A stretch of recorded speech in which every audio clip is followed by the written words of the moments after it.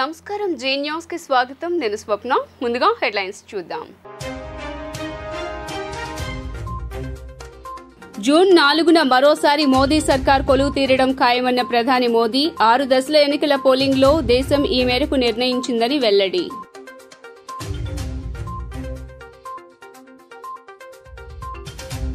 పల్నాడు అనంతపురం చిత్తూరు జిల్లాల్లో దారుణాలు జరిగాయన్న మాజీ మంత్రి పేర్ని నాని అధికార యంత్రాంగం దుర్మార్గంగా ప్రవర్తిస్తోందని ఆరోపణ వైసీపీని బలోపేతం చేసిన నాయకులను వేధిస్తున్నారని ఫైర్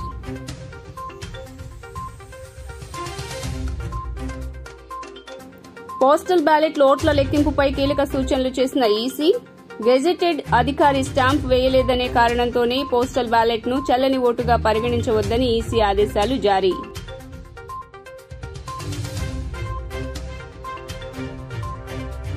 ఉత్తర బంగాళాఖాతంలో కొనసాగుతున్న రెమాల్ తుఫాన్ కానింగ్ ప్రాంతానికి దక్షిణ ఆగ్నేయ దిశగా 230 కిలోమీటర్ల దూరంలో కేంద్రీకృతం ఈ రాత్రికి బెంగాల్ బంగ్లాదేశ్ మధ్య తీరాన్ని దాటే అవకాశం ఇక డీటెయిల్స్ చూస్తే జూన్ 4న మరోసారి మోదీ సర్కార్ కొలువు తీరటం ఖాయమని ప్రధానమంత్రి నరేంద్ర మోదీ పునరుద్ఘాటించారు ఇప్పటికే ముగిసిన 6 దశల ఎన్నికల పోలింగ్లో దేశం ఈ మేరకు నిర్ణయించిందని ఆయన విశ్వాసం వ్యక్తం చేశారు బీజేపీ ఎన్డీఏ కూటమి మూడోసారి ప్రభుత్వాన్ని ఏర్పాటు చేయబోతోందని మోదీ ధీమా వ్యక్తం చేశారు ఉత్తరప్రదేశ్లోని మీర్జాపూర్ లోక్సభ నియోజకవర్గంలో బీజేపీ బహిరంగ సభలో ప్రధాని నరేంద్ర మోదీ మాట్లాడారు సదుద్దేశాలు విధానాల కారణంగా బీజేపీ ఎన్డీఏ ప్రభుత్వాన్ని మూడోసారి ఏర్పాటు చేయాలని దేశం నిర్ణయించుకుందని ఆయన వ్యాఖ్యానించారు ఇండియా కూటమి మతపరమైనదిగా కులపరమైనదిగా దేశం అర్థం చేసుకుందని ప్రధాని మోదీ ఆరోపించారు ముస్లింలకు రిజర్వేషన్లు కల్పించేందుకు గాను రాజ్యాంగాన్ని మార్చాలని వారు నిర్ణయించుకున్నారని మోదీ ఆరోపించారు విపక్షాల కూటమి అధికారంలోకి వస్తే 5 ఏళ్లలో 5 ప్రధానమంత్రులు ఉంటారని అలాంటి ప్రధానులు దేశాన్ని బలోపేతం చేయగలరా అని ప్రధాని ప్రశ్నించారు సమాజ్వాదీ కాంగ్రెస్ పార్టీల నేతలు ఓటు బ్యాంకుకే పరిమితమయ్యారని అయితే మోదీ మాత్రం దేశంలోని పేదలు దళితులు వెనుకబడిన వర్గాలకు అంకితమయ్యారని పేర్కొన్నారు अभाव गरीबी लाचारी का क्षेत्र बना दिया था लेकिन 10 साल से पूर्वांचल देश का प्रधानमंत्री चुन रहा है 7 साल से पूर्वांचल उत्तर प्रदेश का मुख्यमंत्री चुन रहा है और इसलिए पूर्वांचल सबसे खास है गोसी बलिया और सलेमपुर सिर्फ एमपी नहीं बल्कि देश का पीएम चुन रहे हैं गोसी से सुभाष सपा के भाई अरविंद राजभर जी को मिला हर वोट मोदी को मिलेगा बलिया से नीरज शेखर जी को मिला वोट मोदी को मिलेगा सलेमपुर से रविंद्र कुशवाहा जी को मिला हर वोट मोदी को मिलेगा और इसलिए एक साथ बोलिए फिर एक बार भाई और बहनों 1 जून को मतदान से पहले हमारा पूर्वांचल मन बना चुका है కూటమి నేతలు కోరిన అధికారులనే నియమిస్తున్నారు హింస జరిగిన తర్వాత కూడా పోలీసులు స్పందించలేదు అధికారులు బరి తెగించి ప్రవర్తిస్తున్నారు అంటూ వైసీపీ నేత మాజీ మంత్రి పేర్ని నాని ఆగ్రహం వ్యక్తం చేశారు ఎస్పీ సహా అధికారులకు పిన్నెల్లి ఫిర్యాదు చేశారని టీడీపీ దాడులు చేసినా పోలీసులు పట్టించుకోలేదంటూ ఆరోపించారు వైసీపీ నేతలపై ఏకపక్షంగా కేసులు పెడుతున్నారని పాల్వాయి గేట్లో దౌర్జన్యం జరిగితే అడ్డుకోలేదన్నారు టీడీపీ నేతలు హత్యాయత్నం చేస్తే పోలీసులు ఎందుకు కేసులు పెట్టలేదంటూ పేర్ని నాని ప్రశ్నించారు అసలు ముద్దాయిలను వదిలేస్తున్నారు తప్పు చేయని వారిపై కేసులు పెడుతున్నారంటూ పేర్ని నాని ఆరోపించారు పిన్నెల్లి ఈవీఎంను ధ్వంసం చేస్తే 13వ తేదీన ఎందుకు ఫిర్యాదు చేయలేదు డీజీపీకి సిట్ ఇచ్చిన నివేదికలో పిన్నెల్లి ప్రస్తావన కూడా లేదు అంటూ పేర్ని నాని పేర్కొన్నారు ఈ మేరకు పేర్ని నాని ఆదివారం మీడియాతో మాట్లాడారు పిన్నెలిని హత్య చేయాలని టీడీపీ యత్నిస్తోందని, టీడీపీ కుట్రలకు పోలీసుల సహకారం ఉందంటూ పేర్ని నాని ఆరోపించారు. హత్య చేయాలనే ఆలోచనతోనే ఎమ్మెల్యే ఇంటి దగ్గర బలగాలు తొలగించారంటూ పేర్ని నాని పేర్కొన్నారు. పిన్నెల్లికి హాని జరిగితే ఐజీ, ఎస్పీ, డీజీపీదే బాధ్యత అంటూ పేర్కొన్నారు. టీడీపీ నేతలతో కలిసి ఎస్ఐ నారాయణ స్వామి కుట్రలు చేశారని అన్ని ఆధారాలతో చెబుతున్నామన్నారు. డీజీపీ విచారణ జరిపించాలంటూ పేర్ని నాని కోరారు. ఏకపక్షంగా చట్టాలని, రాజ్యాంగ వ్యవస్థల్ని తొంగలకు తొక్కి తెలుగుదేశం పార్టీకి మద్దతుగా ఎన్నికల్లో తెలుగుదేశం పార్టీని ఏదో రకంగా గెలిపించాలనేటువంటి లక్ష్యంతోనే పనిచేసినట్టుగా జరిగినటువంటి సంఘటనల ఆధారంగా మనందరికీ కనబడుతుంది. భారతీయ జనతా పార్టీ అధ్యక్షురాలు అంటే ఒక రాజకీయ పార్టీకి అధ్యక్షురాలైనటువంటి ఒక రాజకీయ వ్యక్తి, ఒక రాజకీయ నాయకురాలు బరితెగించి రాష్ట్ర ఎన్నికల సంఘానికి అంటే చీఫ్ ఎలక్షన్ ఆఫీసర్గా, చీఫ్ ఎగ్జిక్యూటివ్ ఆఫీసర్గా రాష్ట్ర ఎన్నికల మొత్తాన్ని ఒంటి చేతి మీద నడుపుతున్నటువంటి ఒక అధికారికి నిష్పక్షపాతంగా ఏ రాజకీయ పార్టీకి, ఆఖరికి అధికార పార్టీకి కూడా వెంట్రుక వాసి కూడా ఒరగకుండా నిష్పక్షపాతంగా ఎన్నికలను నిర్వర్తించాల్సినటువంటి ఎన్నికల వ్యవస్థ ఒక రాజకీయ నాయకురాలు ఒక పిటిషన్ బరితెగించి పిటిషన్ ఇస్తే పలానా అధికారి ఇంటి చివర రెడ్డి ఉంది, పలానా అధికారి రెడ్డి ఉంది, పలానా అధికారి బ్రాహ్మణైనప్పటికీ అతని భార్య రెడ్లు, అతని చెల్లి రెడ్లను చేసుకుంది, లేదా ఇట్లాంటి తప్పుడు ఆరోపణలతో దుర్మార్గమైనటువంటి తప్పుడు పిటిషన్ ఒకటి ఇస్తే ఆ పిటిషన్ ఆధారంగా చర్యలు తీసుకుని ఆ అధికారులను మార్చి ఇంకా బరితెగింపు ఏంటంటే ఈ అధికారిని తీసి పలానా అధికారిని వేయమంటే ఆ అధికారిని వేసి ఏ అధికారిని తొలగించి ఎవరిని వేయమంటే వారినే వేయటం అనేది. టీడీపీ పొలిట్ బ్యూరో సభ్యుడు, టాలీవుడ్ అగ్ర కథానాయకుడు నందమూరి బాలకృష్ణ నేడు తెలంగాణ ముఖ్యమంత్రి రేవంత్ రెడ్డిని మర్యాదపూర్వకంగా కలిశారు. హైదరాబాద్ జూబ్లీహిల్స్లోని సీఎం రేవంత్ రెడ్డి నివాసానికి వెళ్లిన బాలకృష్ణ పుష్పగుచ్చం అందించి సీఎంతో సమావేశమయ్యారు. ఈ భేటీలో పలు అంశాలు చర్చకు వచ్చాయి. బాలయ్యతో పాటు రేవంత్ రెడ్డి నివాసానికి వచ్చిన వారిలో బసవతారకం క్యాన్సర్ ఆసుపత్రి ట్రస్ట్ సభ్యులు కూడా ఉన్నారు. కాగా బాలకృష్ణ, రేవంత్ మధ్య సమావేశం ఏపీ రాజకీయాలు కూడా ప్రస్తావనకు వచ్చినట్లు తెలుస్తోంది. రేవంత్ రెడ్డి సీఎం అయ్యాక గత డిసెంబర్లోనూ బాలయ్య ఆయన్ను కలిసి శుభాకాంక్షలు తెలియజేశారు. ఏపీలో సార్వత్రిక ఎన్నికల పోలింగ్ పూర్తి కాగా జూన్ 4వ తేదీన రాష్ట్ర వ్యాప్తంగా పార్లమెంట్, అసెంబ్లీ ఎన్నికలకు సంబంధించిన ఓట్ల లెక్కింపు ప్రక్రియ జరుగుతోంది. ఈసారి ఎన్నికల్లో గతం కంటే ఎక్కువగా పోలింగ్ శాతం నమోదైంది. అదేవిధంగా పోస్టల్ బ్యాలెట్ ఓట్లు కూడా రికార్డు స్థాయిలో నమోదయ్యాయి. సుమారు 5,40,000 మంది పోస్టల్ బ్యాలెట్ను వినియోగించుకున్నారు. పోస్టల్ బ్యాలెట్ లెక్కింపు విషయంలో ఈసీ పలు కీలక సూచనలు తెలియజేసింది. పోస్టల్ బ్యాలెట్ ఓట్ల లెక్కింపుపై ఎన్నికల కమిషన్ కీలక సూచనలు చేసింది. ఈసీ మార్గదర్శకాలను అన్ని జిల్లాల ఎన్నికల అధికారులకు సీఈఓ ముఖేష్ కుమార్ మీనా పంపించారు. గెజిటెడ్ అధికారి స్టాంప్ వేయలేదనే కారణంతో పోస్టల్ బ్యాలెట్ను చెల్లని ఓటుగా పరిగణించవద్దని ఈసీ ఆదేశాలు జారీ చేసింది. ఫామ్ 13A పై ఆర్ఓ సంతకం సహా పూర్తి వివరాలు నింపి ఉంటే స్టాంప్ లేకపోయినా ఆ బ్యాలెట్ చెల్లుబాటు అవుతుందని ఈసీ స్పష్టం చేసింది. పోస్టల్ బ్యాలెట్ పేపర్పై ఆర్ఓ సంతకం సహా బ్యాలెట్ను ధృవీకరించేందుకు రిజిస్టర్తో సరిపోల్చుకోవాలని వెల్లడించింది. Postal ballot cover form C పై ఓటర్ సంతకం లేదని బ్యాలెట్ను తిరస్కరించరాదని వెల్లడించింది. ఫామ్ 13Aలో ఓటర్ సంతకం లేకపోయినా, గెజిటెడ్ అధికారి సంతకం లేకపోయినా, బ్యాలెట్ సీరియల్ నెంబర్ లేకపోయినా బ్యాలెట్ తిరస్కరించరాదని తెలిపింది.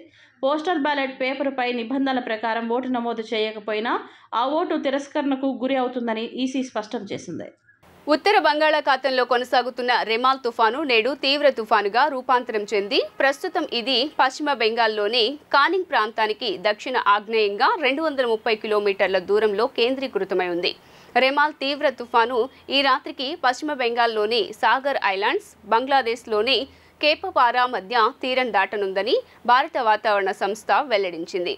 ఈ తీవ్ర తుఫాను ప్రభావం పశ్చిమ బెంగాల్, బంగ్లాదేశ్ తీర ప్రాంతాలపై అధికంగా ఉండనుంది.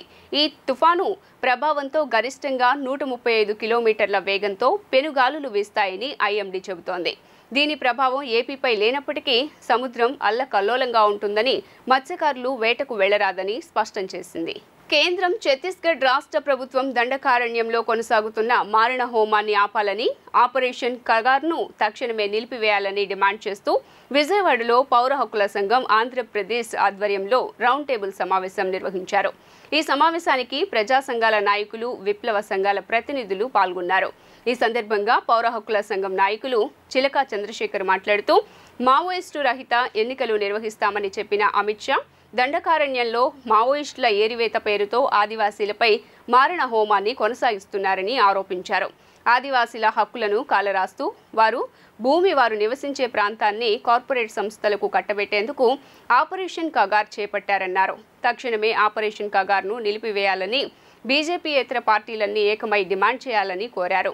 దేశంలోని ప్రజాస్వామ్యవాదులంతా ఏకమై ఛత్తీస్గఢ్ దండకారణ్యంలో జరుగుతున్న దాడులను అరికట్టాలని నినదించారు. కేంద్ర రాష్ట్ర ప్రభుత్వాలైన ఛత్తీస్గఢ్ కేంద్ర రాష్ట్ర ప్రభుత్వాలు అనుసరిస్తున్నటువంటి రాజ్యహింస వ్యతిరేకంగా ఇక్కడ ఒక రౌండ్ టేబుల్ సమావేశాన్ని వివిధ ప్రజా సంఘాలు, విప్లవ రాజకీయ పార్టీలు ఆధ్వర్యంలో నిర్వహిస్తూ ఉన్నాం.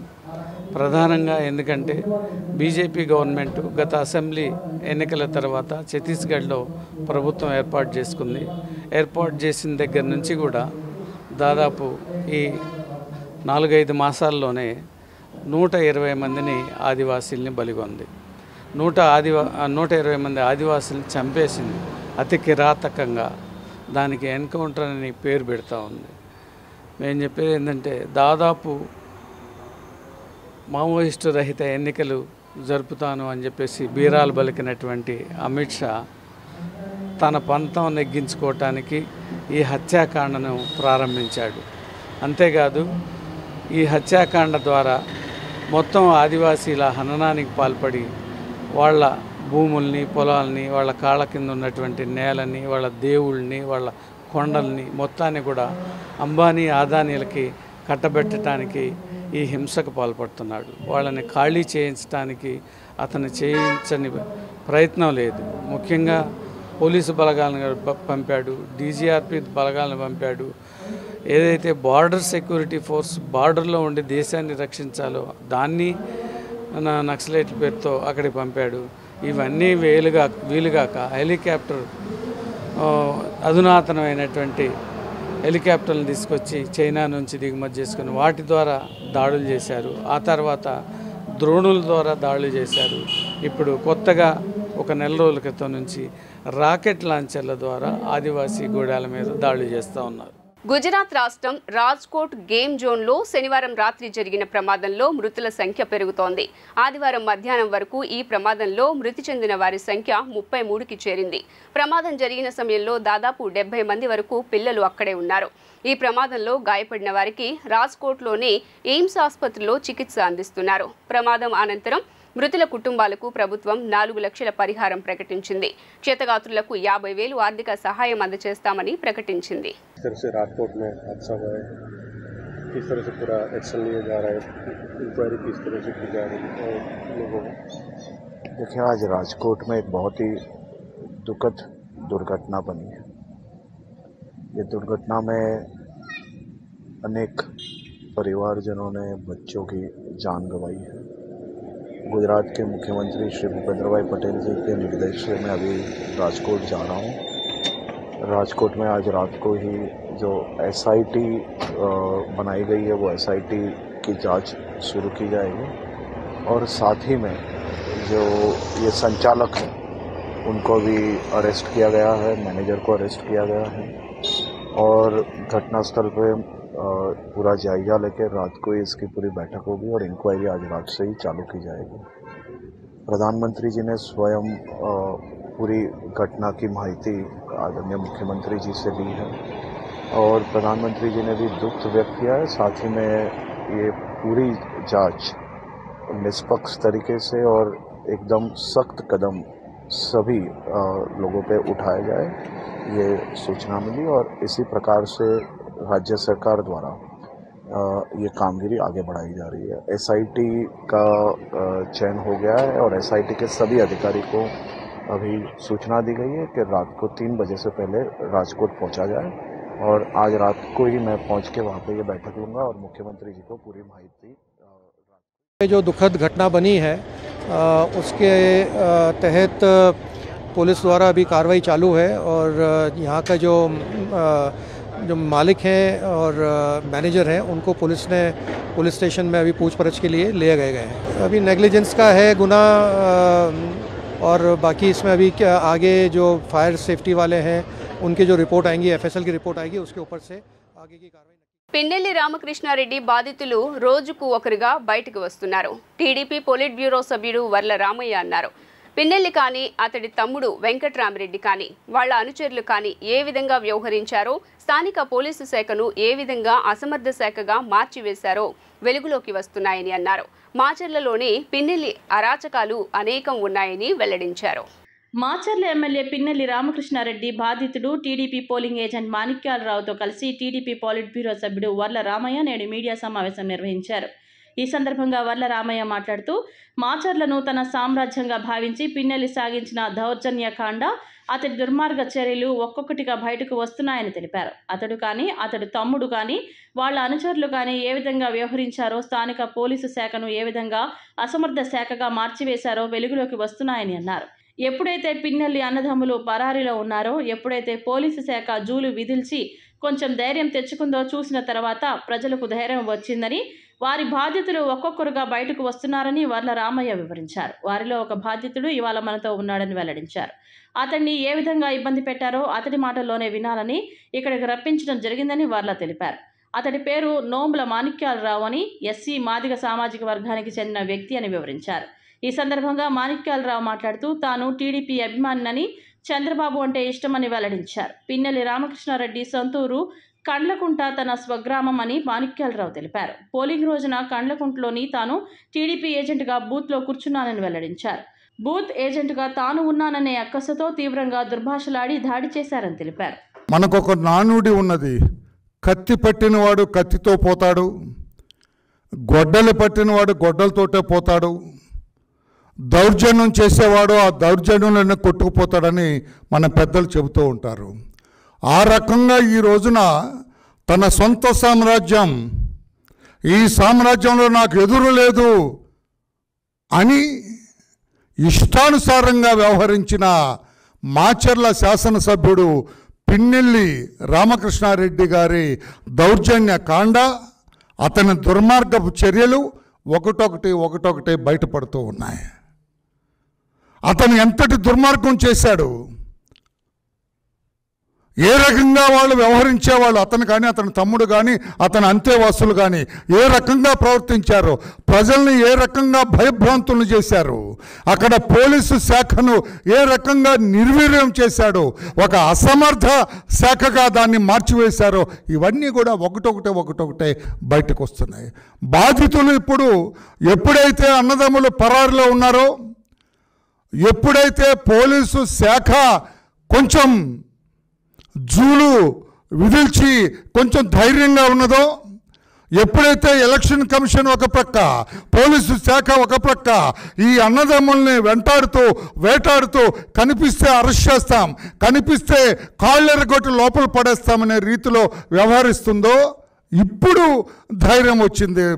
ఒక్కొక్కరు బాధితులు ఎవరైతే వారికి భయపడి పరారయ్యారో, ఎవరైతే వాళ్ళకి భయపడి ప్రాణాలు అరచేత పెట్టుకొని వెళ్ళిపోయారు ఇతర ప్రాంతాలకు, వాళ్ళందరూ కూడా ఒక్కరొక్కరే వస్తూ ఉన్నారు, ధైర్యాన్ని కూడగట్టుకొని వస్తూ ఉన్నారు. ఇక ఏం పర్వాలేదు, వాళ్ళ ఆటలు సాగవు, వాళ్ళ కోరలు పీకేశారు అని ధైర్యాన్ని తెచ్చుకొని ముందుకొచ్చారు.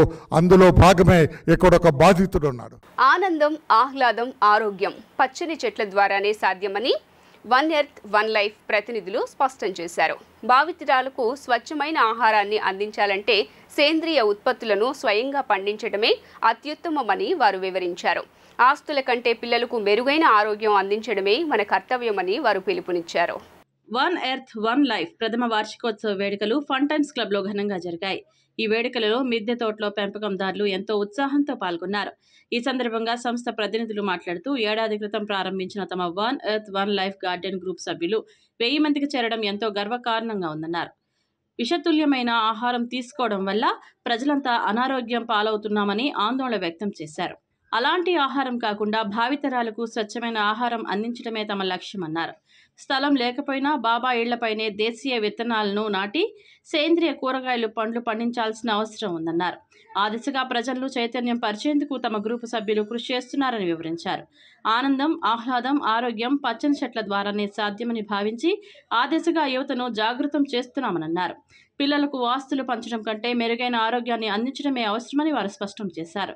ఈ వాస్తవాన్ని అందరూ గుర్తించే దిశగా తమ గ్రూప్ సభ్యులు పనిచేస్తారని వివరించారు. ఈ కార్యక్రమంలో గ్రూప్ సభ్యులు పెద్ద సంఖ్యలో పాల్గొన్నారు.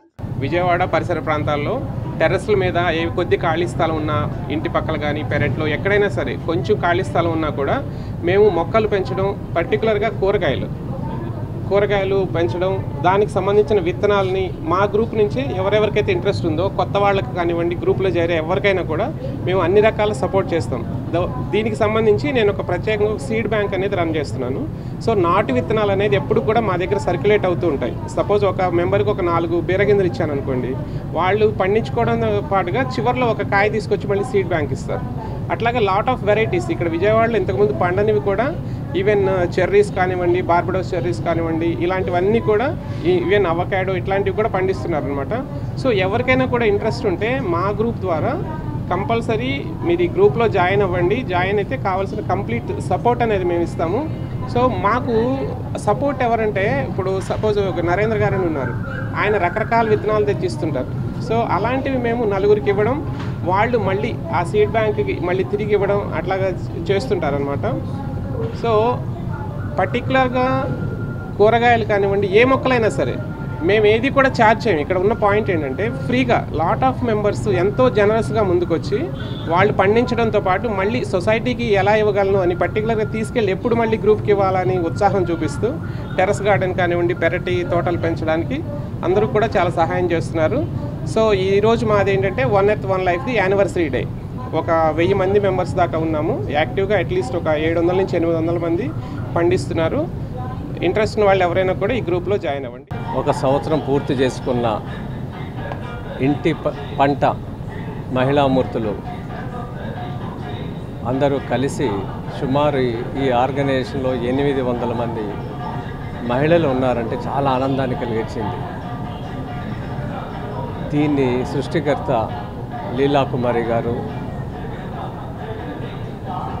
విజయ్ కుమార్ గారు, శ్యామ్ గారు, రవి గారు వీళ్ళందరూ కలిసి ఈ కార్యక్రమాన్ని నిర్వహిస్తున్నారు.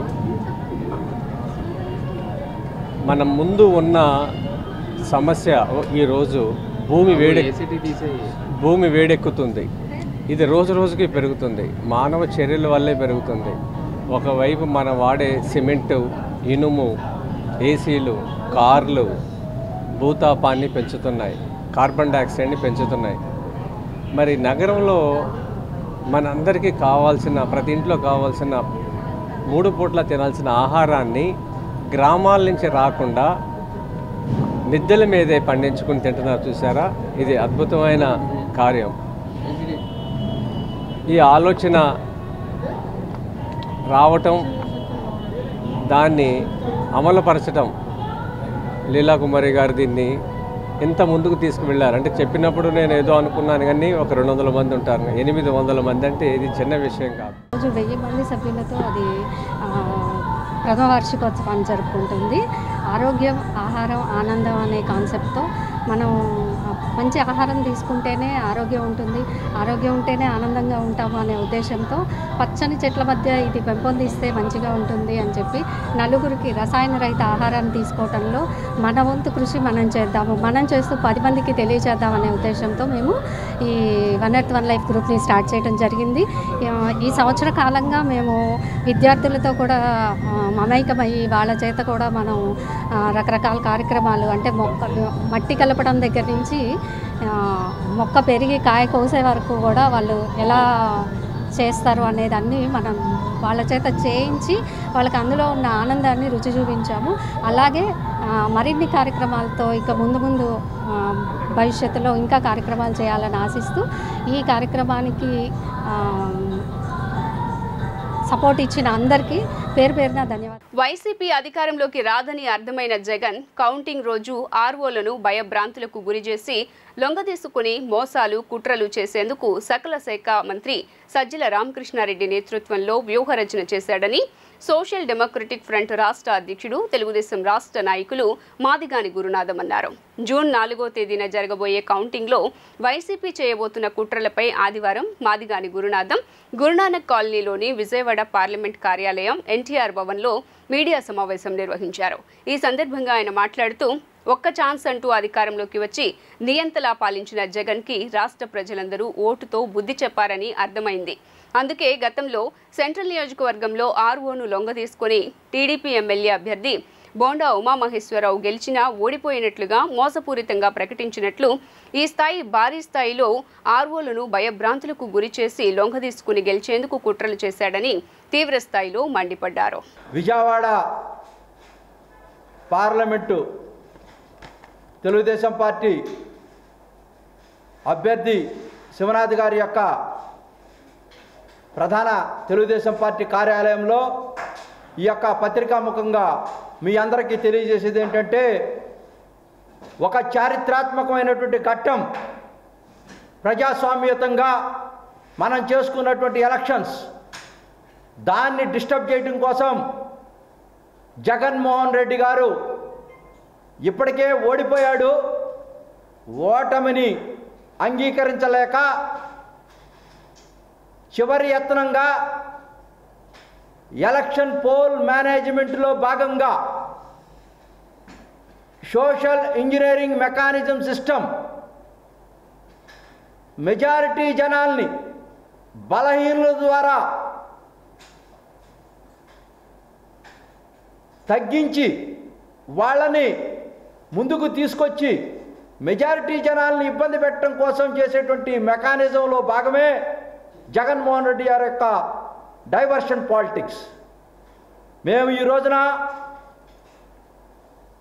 ఎలక్షన్స్లో జరిగేటువంటి ప్రక్రియ గురించి మా శ్రేణుల్ని సమాయత్తం చేయడం కోసం మీ ద్వారా ఈ రోజున ఈ కార్యక్రమాన్ని తీసుకోవడం జరిగింది. దీనికి మా యొక్క నరసింహ చౌదరి గారు పొలిటికల్ సెక్రటరీగా ఉన్నారు. అదేవిధంగా రాజేష్ గారు సీనియర్ తెలుగుదేశం పార్టీ నాయకులు, సతీష్ గారు, వీళ్ళందరికీ కూడా మీ అందరికి కూడా నేను తెలియపరిచేది ఏంటంటే ఆర్ఓస్ని మేనేజ్ చేయడం కోసం జగన్మోహన్ రెడ్డి గారు ఒక ఊహ్యం అన్నారు. నిన్న మొన్న చూసాం మాచర్ల కానీ తిరుపతి కానీ అనంతపురంలో కానీ దౌర్జన్యాలు పరాకాష్ఠకి వెళ్ళాడు. ఎందుకంటే అతనికి లోపల అంతర్గతంగా ఇది గెలుస్తామా లేవా అనే దాని మీద ఎలక్షన్ అయినా కూడా ఇటువంటి యాక్షన్లు వేస్తున్నాడు ఆయన.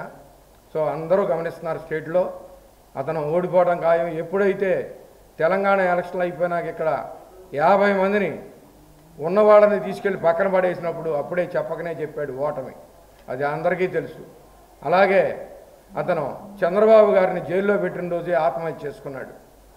అలాగే చివరి ప్రయత్నంగా ఇవాళ నిక్షిప్తమై ఉన్న ఈ ఓట్లన్నీ ఆంధ్ర రాష్ట్ర ప్రజలు ఇతర దేశాల నుంచి వచ్చిన వాళ్ళు కూడా పూర్తిగా వేసి దాని జడ్జిమెంట్ కోసం 4వ తారీఖు కోసం వెయిట్ చేస్తున్నారు. అటువంటి టైంలో తనదైన స్టైల్లో రకరకాల రూపాల్లో ప్రలోభాలు పెట్టి భయపెట్టి అక్కడ ఆ స్టేషన్లో ఏదో పన్నాగాలతో రావాలని ప్రయత్నం. ఇది ఏమీ ఫలించవు. ఆల్రెడీ చంద్రబాబు గారు, లోకేష్ గారు, అట్లాగే ఎన్డీఏలో బీజేపీ వాళ్ళు కానీ ప్రత్యేకంగా పవన్ కళ్యాణ్ గారు ఛాలెంజ్ మీద ఛాలెంజ్ ఇచ్చి వాళ్ళ శ్రేణులు పేద మధ్యతరగతి వర్గాల వారికి డాక్టర్ వైఎస్ఆర్ ఆరోగ్యశ్రీ ఒక వరమని రిటైర్డ్ ఐపీఎస్ బివి రమణకుమార్, మాజీ ప్రిన్సిపల్ సెక్రటరీ బి ఉదయలక్ష్మి ప్రశంసించారు. నేటి నుండి పేద ప్రజలకు పీవీఆర్ మల్టీ స్పెషాలిటీ హాస్పిటల్ నందు డాక్టర్ వైఎస్ఆర్ ఆరోగ్యశ్రీ ద్వారా సూపర్ స్పెషాలిటీ సేవలు ఉచితంగా లభిస్తాయని, స్వతహాగా డాక్టర్ పీవీఆర్ చౌదరి హాస్పిటల్ ప్రారంభం నుండి అందరికీ అందుబాటులో వైద్య సేవలు అందిస్తున్నారని పేర్కొన్నారు.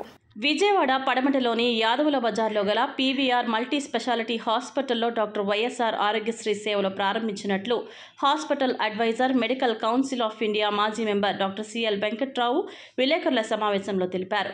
ఆదివారం నాడు పీవీఆర్ మల్టీ స్పెషాలిటీ హాస్పిటల్ నందు డాక్టర్ వైఎస్ఆర్ ఆరోగ్యశ్రీ సేవలను ముఖ్య అతిథులుగా పాల్గొన్న retired IPS BV Ramana Kumar, మాజీ ప్రిన్సిపల్ సెక్రటరీ బి ఉదయలక్ష్మి చేతుల మీదుగా జ్యోతి ప్రజ్వలన గావించిన అనంతరం మీడియా ప్రతినిధులతో మాట్లాడుతూ పేద మధ్య తరగతి వర్గాల వారికి డాక్టర్ వైఎస్ఆర్ ఆరోగ్యశ్రీ ఒక వరం అని ప్రశంసించారు. నేటి నుండి పేద ప్రజలకు డాక్టర్ వైఎస్ఆర్ ఆరోగ్యశ్రీ ద్వారా సూపర్ స్పెషాలిటీ సేవలు ఉచితంగా లభిస్తాయని, స్వతహాగా డాక్టర్ పీవీఆర్ చౌదరి హాస్పిటల్ ప్రారంభం నుండి అందరికీ అందుబాటులో వైద్య సేవలు అందిస్తున్నారని పేర్కొన్నారు. పీవీఆర్ మల్టీ స్పెషాలిటీ హాస్పిటల్లో అన్ని రకాల సూపర్ స్పెషాలిటీ వైద్య సేవలు అందిస్తున్నామని, భవిష్యత్తులో పేదవారి కొరకు తక్కువ వ్యయంతో వైద్య సేవలు అందిస్తామని, ఆరోగ్యశ్రీ ద్వారా లభ్యమయ్యే సేవలన్నీ ఇక నుండి ఉచితంగా పీవీఆర్లో ప్రారంభిస్తున్నామని hospital managing director PVR Chowdary తెలిపారు. ఈ కార్యక్రమంలో Vijaya institute of medical sciences chairman Tatti Arjun రావు మరో ముఖ్య అతిథిగా పాల్గొని ఆయన మాట్లాడుతూ హాస్పిటల్కు సంబంధించి ఎటువంటి నర్సింగ్ కేర్ సేవలను అందిస్తానని, సేవా తత్పరత కలిగిన డాక్టర్ పీవీఆర్ చౌదరి మంచి విజన్ కలిగిన డాక్టర్ అని అభినందించారు. ఈస్ట్ గోదావరి జిల్లా, వెస్ట్ గోదావరి జిల్లాల్లో వైద్య సేవలు అందిస్తున్న డాక్టర్ పీవీఆర్ చౌదరి అత్యాధునిక హాస్పిటల్ ప్రారంభించి పేదలకు మంచి వైద్యం అందించడం ప్రశంసనీయమని పేర్కొన్నారు. ఈ కార్యక్రమంలో హాస్పిటల్ సీఈఓ ప్రముఖ neuro surgeon doctor Puvvada Ramakrishna ఆహ్వానితులకు స్వాగతం పలికారు. పీవీఆర్ హాస్పిటల్లో డాక్టర్ వైఎస్ఆర్ ఆరోగ్యశ్రీ ప్రారంభ కార్యక్రమంలో పలువురు రాజకీయ నాయకులు, డాక్టర్లు పాల్గొన్నారు. పీవీఆర్ సూపర్ స్పెషాలిటీ హాస్పిటల్లో ఆరోగ్యశ్రీ స్కీమ్ ప్రారంభోత్సవం జరుగుతూ ఉన్నది.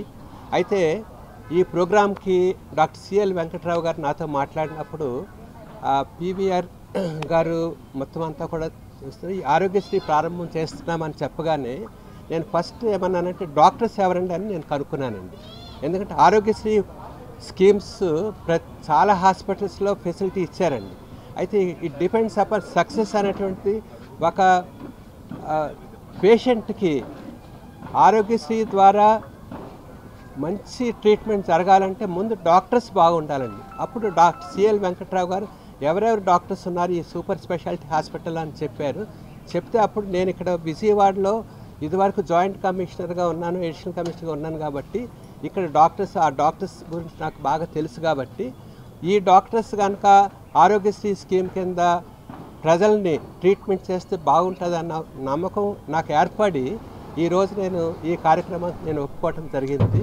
సో అందువల్ల ఏమంటే మంచి డాక్టర్స్ ఫెసిలిటీ ఇక్కడ ఉన్నది. ప్రజలందరికీ కూడా నేను చెప్పేది ఏమంటే ఆరోగ్యశ్రీ కింద మీకు దగ్గరలో ఉన్నటువంటి హాస్పిటల్లో ఆరోగ్యశ్రీ ఉన్నదని అక్కడ జాయిన్ అయిపోకుండా ముందు డాక్టర్స్ని కూడా చూసుకోండి. ఈ డాక్టర్ మంచి డాక్టర్ బాగా చేస్తాడా, ట్రీట్మెంట్ బాగా చేస్తారా, ఆపరేషన్ బాగా చేస్తారా అని చూసుకుని ఆ విధంగా సెలెక్ట్ చేసుకుని వచ్చినట్లయితే ఖచ్చితంగా మన ప్రజలందరి యొక్క మనకి ఆరోగ్యం కూడా చాలా బాగుపడుతుంది. తర్వాత గవర్నమెంట్ ఇచ్చినటువంటి ఈ ఆరోగ్యశ్రీ స్కీమ్ కింద అవకాశాన్ని కూడా మనం సద్వినియోగం చేసుకోవచ్చు. వాళ్ళ హాస్పిటల్లో ఆరోగ్యశ్రీ సేవలు అందించడం కోసం ముందుకొచ్చినారు. మీ అందరికీ తెలుసు, ఆరోగ్యశ్రీ అనేటువంటి స్కీమ్ ద్వారా మనం ఏంటంటే అట్టడుగు వర్గాల్లో ఉన్నటువంటి ముఖ్యంగా గ్రామీణ ప్రాంతాల్లో కానీ అర్బన్ ఏరియాలో కానీ పూర్ పీపుల్కి ఈక్విటీ ఆఫ్ హెల్త్ సర్వీసెస్ అందించాలి అనేటువంటి దృక్పథంతో ఈ స్కీమ్ని ప్రభుత్వం ప్రవేశపెట్టడం జరిగింది. ఆ ఈక్విటీ ఆఫ్ హెల్త్ సర్వీసెస్ అంటే ఉన్నవాళ్ళు అదే హాస్పిటల్కి వెళ్ళొచ్చు, లేని వాళ్ళు కూడా ఆ హాస్పిటల్కి వెళ్ళి మంచి సేవలు అందుకోవచ్చు అనేది మెయిన్ ఆబ్జెక్టివ్. దానికి ఉపయోగపడుతుంది కాబట్టి దానికి already experienced doctors PVR Chowdary garu జంగారెడ్డిగూడెంలో స్టార్ట్ చేశారు, ఆయనకి ఎక్స్పీరియన్స్ ఉంది. మండపేటలో స్టార్ట్ చేశారు, ఎక్స్పీరియన్స్ ఉంది. విజయవాడలో కూడా కొత్తగా వచ్చి ఇక్కడ కూడా స్టార్ట్ చేసి యూనివర్సల్ హెల్త్ కేర్ ప్రొవైడ్ చేసే దాంట్లో భాగంగా వాళ్ళు కూడా ఆరోగ్యశ్రీ ద్వారా ముందుకు రావటం చాలా సంతోషదగినటువంటి అంశం. అట్లానే గవర్నమెంట్ ఆఫ్ ఇండియా కూడా ఆయుష్మాన్ భారత్ అనేటువంటి స్కీమ్ ద్వారా ప్రతి ఒక్కరికి హెల్త్ సర్వీసెస్ ప్రొవైడ్ చేయాలి అని వాళ్ళు కూడా 2018 నుంచి ఆయుష్మాన్ భారత్ ప్రోగ్రామ్ టేకప్ చేశారు. State government Aarogyasri programme take up చేసింది. ఇందులో ముఖ్యంగా ఏంటంటే అది ఇన్పేషెంటా అవుట్ పేషెంటా అని దాన్ని డిసైడ్ చేసుకోవడానికి ఇన్పేషెంట్గా ఉండేది ఏంటంటే ఎమర్జెన్సీ సర్వీసెస్లో కానీ ఎలెక్టివ్ సర్వీసెస్లో కానీ అవసరం వచ్చినప్పుడు ఇన్పేషెంట్గా వెళ్తారు. ఇన్పేషెంట్గా వెళ్ళేటప్పుడు ఎక్కడైనా ఎమర్జెన్సీ సర్వీసెస్ వస్తే ముఖ్యంగా డాక్టర్లు స్పందించి వాళ్ళు ప్రీ ఆథరైజేషన్ క్విక్గా తీసుకొని ఈ కార్యక్రమాన్ని టేకప్ చేసి వాళ్ళు హెల్త్ సర్వీసెస్ అందిస్తే నిజంగా గ్రామీణ ప్రాంతాల్లో ఉన్న వాళ్ళు, అతి నిరుపేదలు ఈ స్కీమ్లో చాలా లబ్ధి పొందుతారు. ఆల్రెడీ ఉభయ గోదావరి జిల్లాల్లో జంగారెడ్డిగూడెం, మెండపేటలో ఆల్రెడీ 10 years నుంచి సర్వీసెస్ అందిస్తున్నామని. ఇప్పుడు అక్కడ క్రిటికల్ కేరు, సూపర్ స్పెషాలిటీ వైద్య సేవలు సర్వీసెస్ లేవండి. ఇప్పుడు మనం విజయవాడలో క్రిటికల్ కేర్, సూపర్ స్పెషాలిటీ వైద్య సేవలు స్టార్ట్ చేసామండి. పేదవారికి, ధనికులకే కాకుండా పేదవారికి అందరికీ కూడా సూపర్ స్పెషాలిటీ వైద్య సేవలు అందించాలని ఒక మంచి ఉద్దేశంతో, డబ్బు సంపాదించాలనే కోరికతో కాకుండా, అదే ఉద్దేశంతో కాకుండా ప్రతి ఒక్కరు ఈ సర్వీసెస్ని ఉపయోగించుకోవాలని ఎంతోమంది మేము ఐఆర్ సెంటర్కి రిఫర్ చేస్తున్నాం. ఆ సర్వీసెస్ అందరికీ అందట్లేదు. ఎక్కడికి వెళ్ళాలో పేషెంట్లు ఇబ్బంది అవుతున్నారు. ఇలాంటి ఇబ్బందులు అవ్వకుండా మన హాస్పిటల్ సూపర్ స్పెషాలిటీ వైద్య సేవలు అందించామండి. ఈ కార్యక్రమంలో మా గురువు గారిని ఒకసారి అడిగితే నేను విజయవాడలో స్టార్ట్ చేయమని సార్ ఒక్కసారి 6 నెలల ముందు నాకు గైడ్ చేయడం వల్ల నేను యూనిట్ స్టార్ట్ చేయగలిగానండి. 6 నెలల ముందు 6 నెలల తర్వాత నేను చేయగలను అనుకున్నాను. కానీ డెఫినెట్గా నా కొలీగ్స్, డాక్టర్స్, నా ఫ్రెండ్స్, మా సిబ్బంది మొత్తం వీళ్ళందరూ నాకు సహాయం చేయడం వల్ల నేను మనం అందరం కలిసి ఈ టీం వర్క్లో ఈ యూనిట్ స్టార్ట్ చేయగలను సార్. ఈ సర్వీసెస్ అందరూ చక్కగా ఉపయోగించుకోవాలి. అందరికీ ధన్యవాదాలు సార్. వార్తలు ముగించే ముందు హెడ్లైన్స్ మరోసారి. జూన్ 4న మరోసారి మోదీ సర్కార్ కొలువు తీరడం ఖాయమన్న ప్రధాని మోదీ. 6 దశల ఎన్నికల పోలింగ్లో దేశం ఈ మేరకు నిర్ణయించిందని వెల్లడి.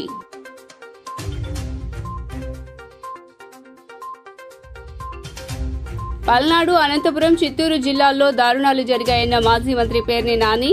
అధికార యంత్రాంగం దుర్మార్గంగా ప్రవర్తిస్తోందని ఆరోపణ. వైసీపీని బలోపేతం చేసిన నాయకులను వేధిస్తున్నారని ఫైర్.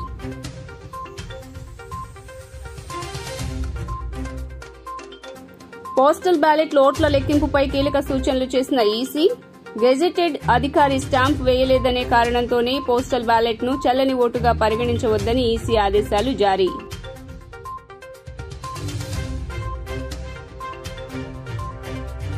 ఉత్తర బంగాళాఖాతంలో కొనసాగుతున్న రెమాల్ తుఫాన్ కానింగ్ ప్రాంతానికి దక్షిణ ఆగ్నేయ దిశగా 230 కిలోమీటర్ల దూరంలో కేంద్రీకృతం. ఈ రాత్రికి బెంగాల్, బంగ్లాదేశ్ మధ్య తీరాన్ని దాటే అవకాశం. జీ న్యూస్ ఇంతటితో సమాప్తం. తిరిగి వార్తల్లో మళ్లీ కలుద్దాం. అంతవరకు సెలవు. నమస్కారం.